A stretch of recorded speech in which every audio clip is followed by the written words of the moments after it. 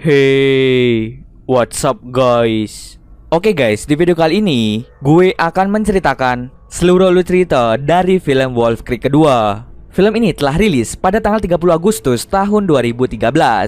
Film ini adalah lanjutan dari film Wolf Creek yang pertama, di mana pembunuhnya masih berkeliaran. Bagi yang belum nonton Wolf Creek yang pertama, bisa dicari videonya pada channel ini. Di dalam film ini bercerita tentang pembunuh sadis bernama Mick Taylor yang suka mencari korban-korban baru. Apakah di Wolf Creek yang kedua Mick bisa ditaklukkan? Yuk kita masuk saja ke ceritanya guys. Film ini diawali dengan memperlihatkan dua orang petugas polisi yang sedang standby di pinggir jalan. Tak lama setelah itu terdapat mobil melintas yang hampir melewati batas kecepatan 100 km per jam. Walaupun mobil itu masih di bawah 100 km per jam, polisi itu tetap akan menilangnya. Mereka sengaja menilang pengemudi itu karena mereka sangat membutuhkan uang. Setelah berhasil memberhentikannya, pengemudi itu pun langsung turun dari mobil. Dia bernama Mick. Si petugas mengatakan bahwa Mick melewati batas kecepatan maksimal. Tanpa berlama-lama si polisi langsung menilangnya. Karena kesal polisi itu menilangnya, akhirnya Mick mengeluarkan senjata snipernya untuk menembak polisi itu dari kejauhan. Salah satu polisi yang mengemudi langsung tewas di tempat. Karena mobilnya tidak bisa dikendalikan, akhirnya mobilnya terjun ke sungai kering.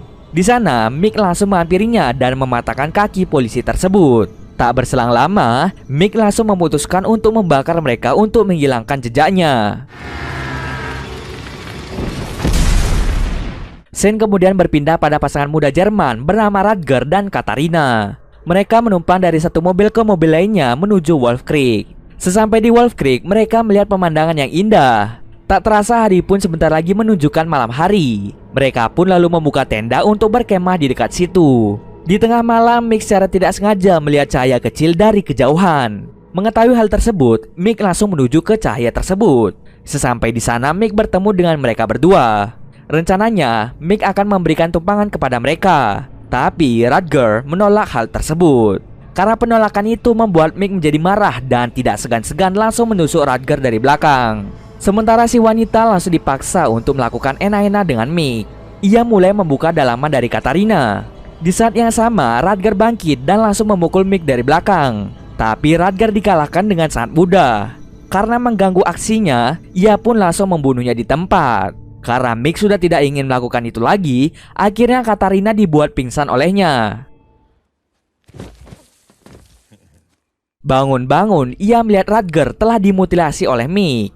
Mengetahui hal itu, Katarina langsung berlari dengan sekuat tenaga. Mick yang mengetahui bahwa dia kabur, akhirnya mulai mengejarnya. Sampai di suatu ketika, Katarina ditemukan oleh seorang turis Inggris bernama Paul. Dengan cepat Paul langsung membawanya untuk masuk ke dalam mobil. Terjadi aksi kejar-kejaran antara Paul dan juga Mick. Hingga pada akhirnya mereka menabrak pohon. Dengan cepat Mick langsung mengeluarkan senjatanya dan langsung membunuh Katarina. Mengetahui bahwa Katarina tewas, akhirnya ia berusaha untuk kabur dari Mick. Dengan sangat-sangat menyesal, Paul meninggalkan tubuh Katarina di pasir. Karena Paul berpetualang sangat jauh, ia pun tersesat dan tidak tahu arah. Karena bensin juga sudah mau habis, ia pun menunggu bantuan di pinggir jalan. Tapi ketika melihat mobil besar, Paul langsung sadar bahwa dia adalah Mick si pembunuh Katarina. Mengetahui hal tersebut, Paul langsung masuk ke mobil dan pergi dari situ. Aksi kejar-kejaran terjadi lagi antara Paul dan juga Mick. Dengan memanfaatkan tanjakan, Paul berusaha untuk kabur. Tapi tiba-tiba ban mobilnya langsung pecah. Ia pun langsung oleng dan hampir saja masuk ke dalam jurang. Tidak tinggal diam, Mick langsung mendorong mobilnya.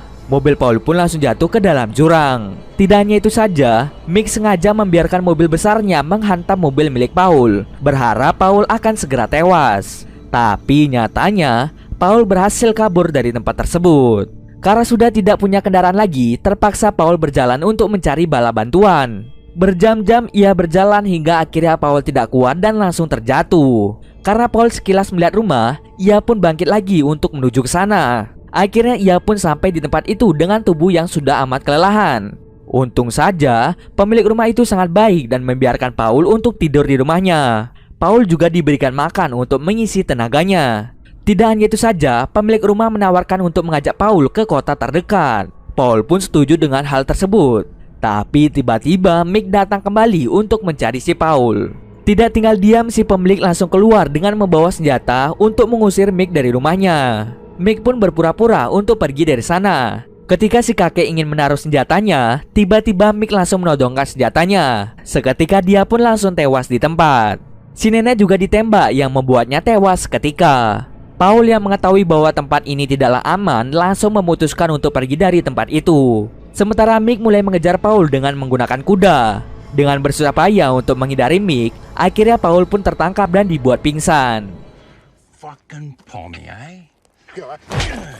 Bangun-bangun, Paul sudah berada di penjara bawah tanah rumah Mick. Mick sangat marah karena Paul ikut campur dalam urusan Katarina. Oleh karena itu, Paul pun juga terlibat dalam masalah ini. Saat Mick mau menyiksanya, Paul dengan cepat mengajak Mick untuk menyanyikan lagu-lagu dari Australia. Walaupun Paul berasal dari Inggris, tapi ia memahami tentang Australia. Karena kepintarannya, Mick mengajak Paul untuk bermain kuis atau tanya jawab tentang budaya dan sejarah Australia. Di mana jika Paul salah menjawab soal, maka jarinya akan dipotong.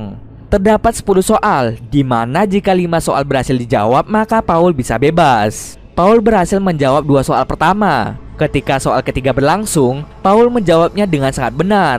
Tetapi Mick menganggap jawabannya adalah salah. Hal tersebut membuatnya kehilangan 1 jari. Pertanyaan pun dilontarkan lagi pada Paul. Tapi jawaban yang seharusnya sudah benar malah disalahkan oleh Mick.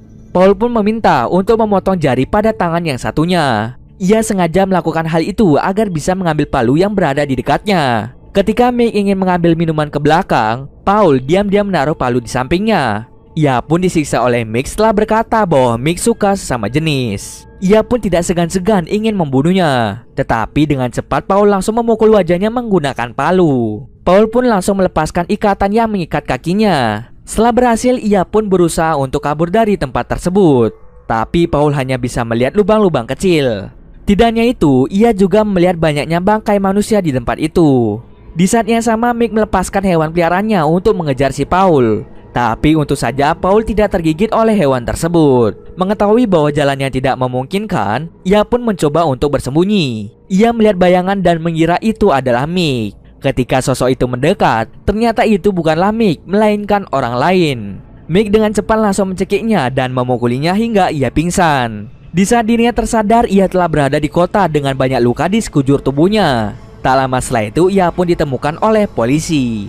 Di akhir cerita dijelaskan bahwa Paul mencoba menjelaskan tentang Mick kepada polisi. Tetapi polisi malah menahan Paul sebagai tersangka dalam berbagai pembunuhan yang belum terpecahkan di Wolf Creek. Selama penyelidikan, Paul mengalami gangguan mental dan dideportasi kembali ke Inggris. Scene akhir ditutup dengan Mick berjalan tanpa rasa bersalah. Dan cerita pun selesai. Mungkin segitu dulu alur cerita film kali ini. Kalau kalian ada yang request film atau mereview sebuah film, silahkan komen aja di bawah guys. Jika ada yang salah atau kurang dari alur cerita di atas, gue mohon maaf. Oke, see you next video guys.